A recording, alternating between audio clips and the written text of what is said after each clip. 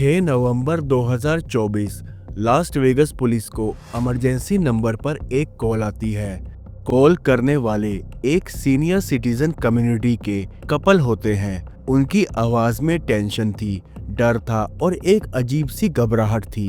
Have a request for a wellness check on a resident. When was the last time you heard or seen her? So the last time she called the office was on the 22nd of October.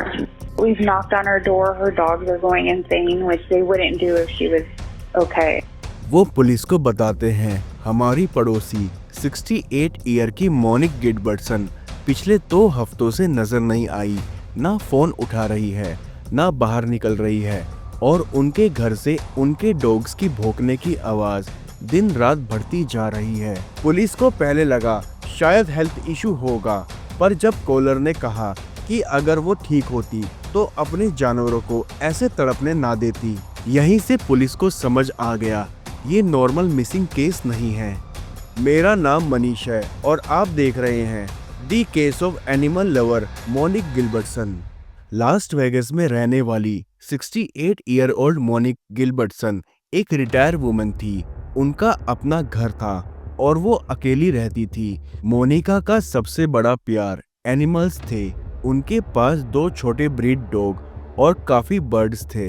रोज शाम को मोनिका अपने dogs को walk पर ले जाती थी और उन्होंने near by senior citizen community भी ज्वाइन कर रखी थी, जहां लोग उन्हें एक काइंड, पोलाइट और हेल्पफुल लेडी के नाम से जानते थे। उनके पास सेविंग थी और पेंशन भी, जिससे उनकी नॉर्मल लाइफ स्मूथ चल रही थी। लेकिन 2024 के एंड में उनकी लाइफ में एक ऐसा इंसान आया जिसने उनकी लाइफ को एक हेल बना दिया। पुलिस ने नेबर्स से पूछताछ करी, आपने मोनिका को लास्ट टाइम कब देखा? नेबर्स ने उन्हें बताया 22 अक्टूबर को लास्ट टाइम उन्होंने मोनिक को देखा था।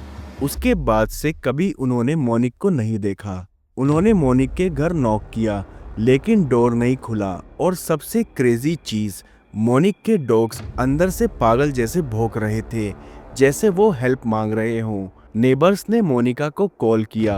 When I called, the first time it went to voicemail. I called again. Someone answered, didn't say anything. I kept saying hello, hello, and then they hung up. She called you guys about 2 weeks ago. She had a roommate issue. पहली बार phone ring हुआ, दूसरी बार phone उठाया गया, लेकिन सामने से कोई बोला नहीं, सिर्फ साइलेंस, और फिर फोन कट हो गया। ये मूवमेंट किसी भी इंसान को हिला देता। नेबर ने पुलिस वालों को एक इम्पोर्टेंट बात और बताई कि मोनिक ने कुछ महीने पहले एक फीमेल रूममेट को अपने साथ रखा था ताकि उनकी कुछ हेल्प हो जाए और उनका मन भी लग सके।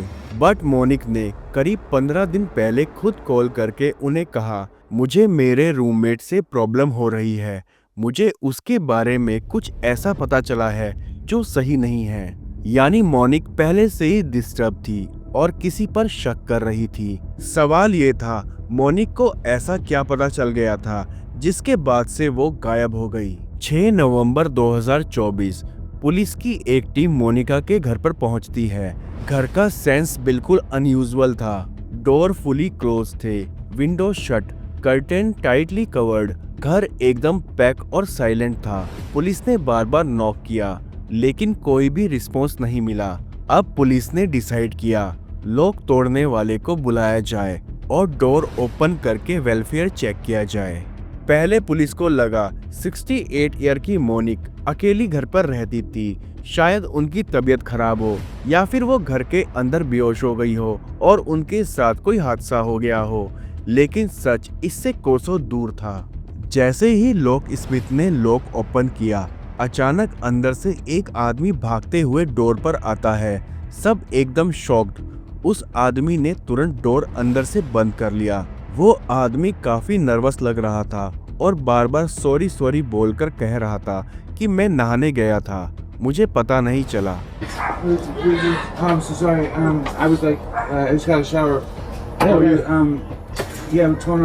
पुलिस वालों ने उससे पूछा तुम कौन हो और मोनिक कहाँ है? उसने बोला मेरा नाम जैसन है, मैं यहाँ रेंट पर रहता हूँ। मोनिक शहर छोड़कर बाहर गई है।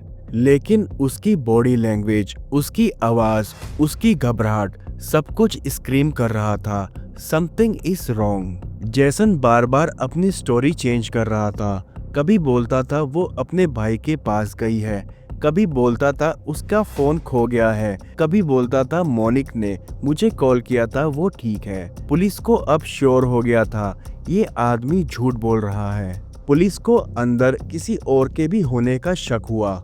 पुलिस ने पूछा अंदर और कौन है। जैसन ने बताया मेरी वाइफ भी अंदर है। पुलिस ने स्ट्रिक्ट टोन में कहा दोनों बाहर आओ अभी। बड़ी मुश्किल से जैसन और उसकी वाइफ बाहर आए। दोनों की कंडीशन को देखकर पुलिस को समझ में आ गया था इन दोनों ने काफी ज्यादा नशा किया हुआ था। पर पुलिस अभी भी कंफ्यूज थी क्योंकि मोनिक के नेबर्स ने उन्हें बताया था कि मोनिक ने अपने घर में एक फीमेल रूममेट को रखा था।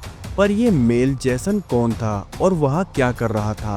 पुलिस गन और फ्लैशलाइट के साथ अंदर गई। अंदर का सीन किसी नाइटमेयर से कम नहीं था। घर में बहुत अंधेरा था। बर्ड्स लाउडली चिल्ला रहे थे। डॉग्स भी भौंकते जा रहे थे लगातार। कपड़े और सामान फर्श पर हर जगह फैले हुए थे। स्मोक, ड्रिंक और ड्रग्स की स्ट्रॉन्ग स्मेल आ रही थी।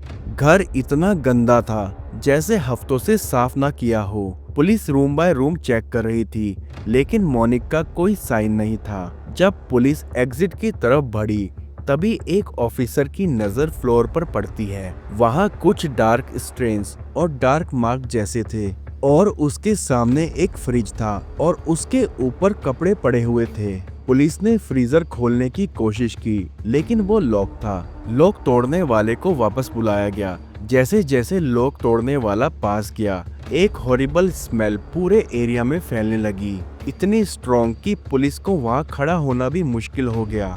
और फिर लॉक ब्रेक हुआ, फ्रीजर ओपन हुआ और अंदर वही था जिसका उनको डर था, मोनिक गिलबर्ट्स की डेड बॉडी। पुलिस ने तुरंत जैसन और उसकी वाइफ को अरेस्ट कर लिया।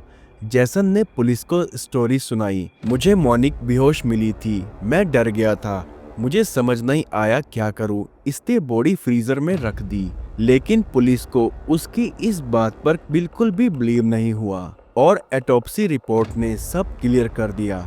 मोनिका की बॉडी में फेंटानिल मिला और क्वांटिटी डेंजरस डोज से भी 200 टाइम्स ज्यादा। यानी ये एक्सीडेंटली ओवरडोज नहीं था, ये या तो फोर्सफुली दिया गया था इंटेंशनली ओवरडोज करवाने के लिए। लेकिन पुलिस को अब मर्डर का मोटिव धीरे धीरे समझ में आने लगा था। जैसन की वाइफ ने पुलिस को बताया वो मोनिक से एक शॉपिंग प्लेस के बाहर मिली थी। बातचीत हुई और मोनिक ने उसे अपने साथ रहने की परमिशन दे दी। मोनिक को लगा ये लेडी नीडी है और वैसे भी मोनिक अकेली रहती थी। उसे लगा घर में हेल्प हो जाएगी, किसी की कंपनी मिल जाएगी। लेकिन कुछ दिन बाद उसका हस्बैंड जेसन भी शिफ्ट हो गया और तभी से मोनिक की लाइफ डाउनहिल जाने लगी। वैल्यूएबल चीजें घर से धीरे धीरे गायब होने लगी। घर बहुत ज्यादा गंदा रहने लगा। दोनों दिन भर उनके घर में ड्रग्स लेते और दिन भर पड़े रहते, ना मोनिक की कोई हेल्प करते। अब उनके लिए मोनिक का घर एक फ्री शेल्टर की तरह हो गया था। मोनिक को अब रियलाइज होने लगा था कि उनसे बहुत बड़ी गलती हो चुकी है। मर्डर से कुछ दिन पहले मोनिक उन दोनों को घर से निकालना चाहती थी।